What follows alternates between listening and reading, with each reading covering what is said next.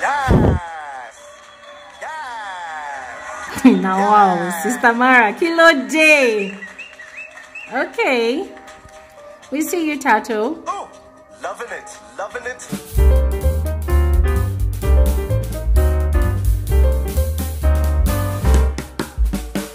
So, I was thinking that now that Big Brother Mzansi season 3 is over, we can now finally do a proper first impressions video about the show.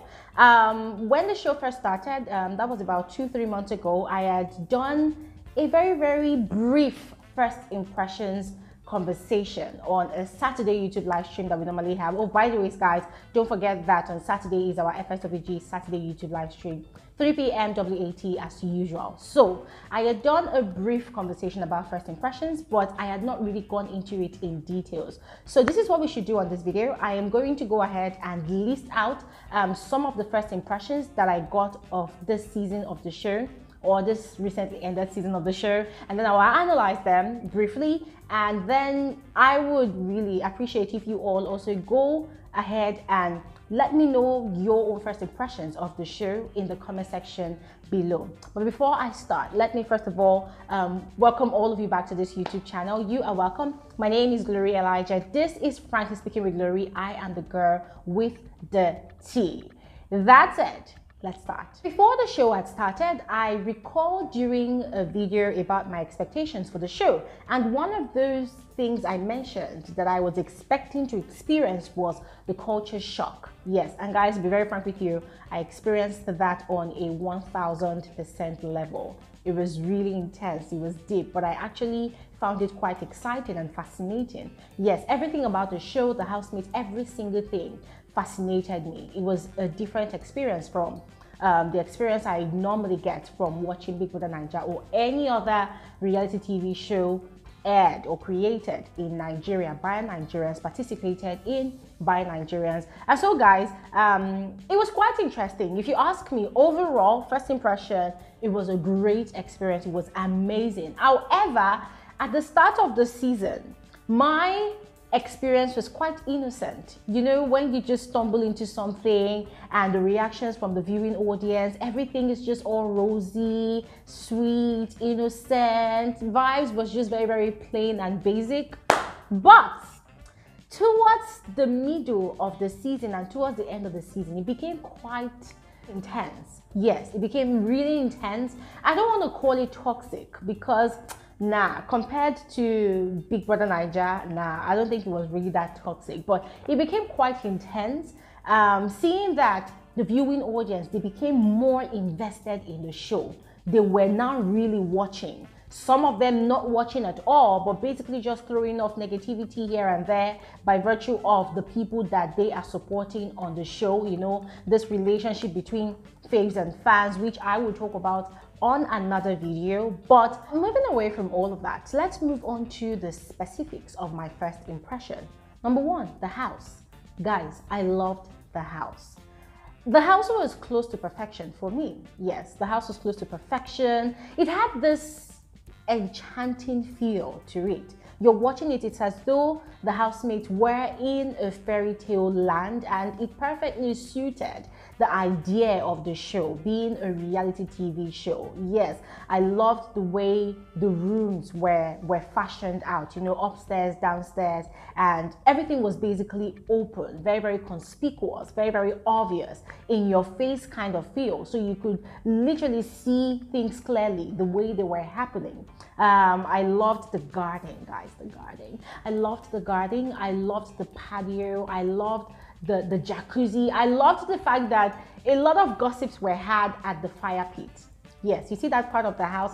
I loved it. That was where most of the gossips happened, between Mpo Badimo and Ntabi, between Norman and Yoli. That was where some battles were kind of started. The men's conference, Nale and Temba. What else? Yes, I mean, most of those things, that most of the tensions that you see brewing in the house, most of them tended to start at that fire pit area of the house, guys. It was just magical for me. I loved the house. It was completely different from what I would normally see, you know, on Big Brother Naija. I'm not saying that it's way better than Big Brother Naija, no, but just that experience of seeing something different other than what you're used to seeing, guys, I totally loved the house. And then moving on to the selection of the housemates, guys.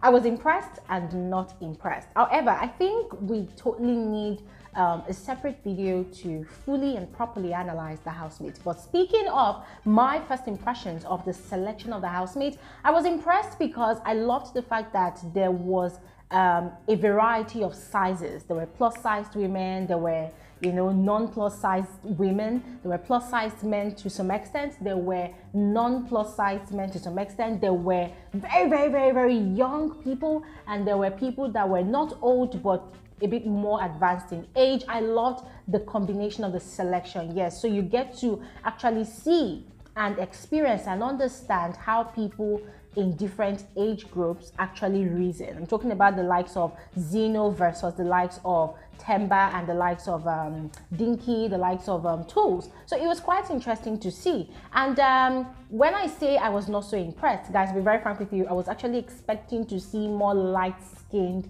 South Africans. Yes, because I understand that South Africa is not just made up of blacks. Yes, there are other races that are actually part of South Africa. So I was actually expecting to see a combination of that. I wanted to really see the dynamics of how blacks, whites, people with other skin tones or skin shades would actually exist in the same space. But I did not really get to experience that. So overall, impressions about selection of housemates, well, maybe 80 over 100, but I was still satisfied because the housemates that we saw, they actually entertained me fully. Now, moving on to the theme of the season. Guys, that's my number 3 impression. The theme of the season for me, I saw a theme of acceptance. Yes, when I say acceptance, there was acceptance in sexual orientation and beliefs. Guys, when I saw Sister Mara, when I saw QV, I was wondering, like, wow, this is actually rich. This is actually rich. If such a thing were to happen with a Big Brother Naija show, trust me, the show would be dragged to the point of people wanting the show to be banned. But with Big Brother South Africa, Big Brother Mzansi, I saw something different. Yes, the fact that Sister Mara was the first housemate to be introduced to the house on the day of the launch show, I felt like, oh wow, that was a very strong statement. That was a huge statement. It was like South Africa telling the rest of the world, the rest of all the African countries that, hey, we accept the LGBT community. So guys, that was a loud statement for me, and I loved it. I loved it. Yes, it made me feel like, okay, Sister Mara is not seen as a minority, but as a majority. And then QV also, I don't know how many of you knew, but QV was actually bi, yes. And then talking about beliefs, there was also Bbmzansi being a Sangoma, and there were also other housemates, some of whom were Christians, some of whom were neither Christians or Sangomas, but were also practicing other kinds of religions in the house. And it was much later on the show that I got to understand that Bbmzansi being on that show was actually just as much as a loud statement as much as Sister Mara being on the show. Because in South Africa, in as much as the constitution allows the existence and the free being of the LGBTQ community, it is not the entire population of that country that actually accepts it yet. Yes, there's still those people that are actually homophobic. And so the same thing goes for the likes of Bbmzansi, who is a Sangoma. It's more like a crisis or a conflict rather of the African traditional religion and Christianity, or African traditional religion and Buddhism, or Islam. You know, there's just that line, that demarcation. And I don't know how many of you joined our Tuesday live stream this week. There was a lot of explanations to that effect. A lot of people who really understood, you know, the psychology of South Africans liking and not liking Sangomas. It was really explained to the fullest. If you missed out on that, I'm going to link that live stream in the comment section of this video for you to actually catch up on that conversation. You know, so as I was saying, with the selection, I saw a theme of acceptance. Yes, and the fact that Mpoa Bajimo also won the show, I feel like that was also a huge statement, a loud one, as a matter of fact, that hey, anybody, whether you are straight or gay, whether you are a sangoma or a pastor or a priest, you are allowed in Biggie's house. I mean, Themba was also a pastor, right? So you are allowed in Biggie's house and you are allowed to play your game and either win or not. So first impressions about that, guys, it was over 100 for me. I was just really excited. That theme of acceptance resonated all through the season, even though somehow it felt as though some of the housemates were conflicted as to how to relate with Mpoa Bajimo, and also partially because she did not really open herself to be really fully accepted. But at the end of the day, we saw how the theme of acceptance really played out. Sister Mara eventually got to find his comfort zone amongst the men and amongst the women in the house. He was allowed to be himself as Uko sometimes and as Sister Mara at other times. And then with Mpoa Bajimo, she was fully free, you know, expressive, although she was playing her game by being closed up like a closed book sometimes. But guys, overall, it was a rich experience for me. And then my first impressions about Biggie himself, Big Brother, yes, Big Brother. According to Sister Mara, I was impressed and not impressed. Now, I was impressed because I loved the fact that Big Brother genuinely expressed his care and attention for the housemates' mental health. Yes, I loved the fact that he was constantly encouraging the housemaid to utilize the diary room whenever they felt like they were losing their mind, whenever they felt like they needed to talk to someone. Yes, I loved the fact that Big Brother made it a priority to ensure that the housemates had a rich experience in his house. Yes, but he did it to a fault, and that was where I was not impressed. He did it to a fault in the sense that he failed to punish the housemates when needed. He failed to correct the housemates via punishment when they were constantly, deliberately breaking the rules. Number one, the housemates were not supposed to speak in vernacular. They were supposed to communicate in the English language for the benefit of other African countries that did not really understand South African language. But Big Brother he only corrected them once. He never punished them because housemates kept on doing it without a care. Yes, disregarding Big Brother's rules, disrespecting Big Brother, even though Terry received a strike. But guys, I just felt like that was bland, that was late. Yes, Big Brother was just definitely late. Even the punishment was late, and the punishment was just once or twice. In fact, in my opinion, I feel like with regards to being the perfect host in disciplining the housemates, I feel like Big Brother failed woefully. Moving on to my first impressions about the host, Lawrence.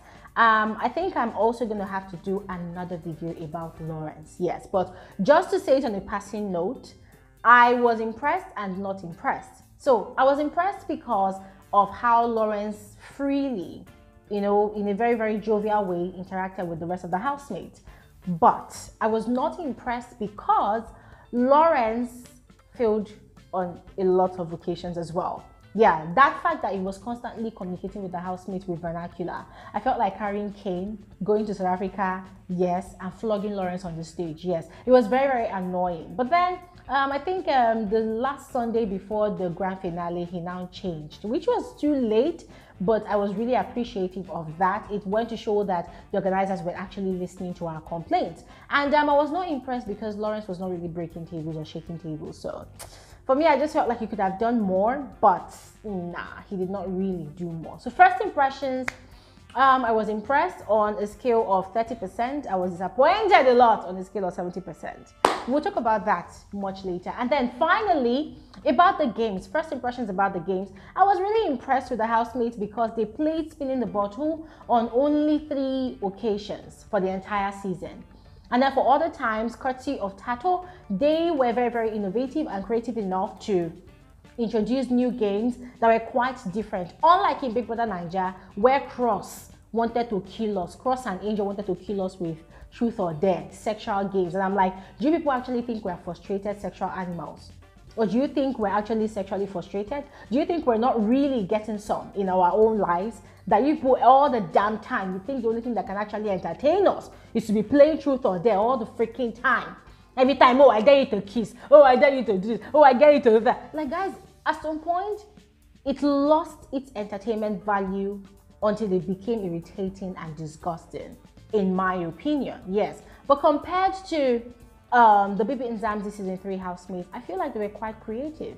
They really tried. They did great. So this is where I'm just going to end this video. I feel like I have actually talked a lot. There are other videos to come, and I hope you all stick around and also join me in sharing your thoughts about the things I'll be talking about. So go ahead, let me know about your first impressions in the comment section below. I will see you guys on another episode of Frankly Speaking with Glory Elijah. Have an amazing, amazing day. Bye.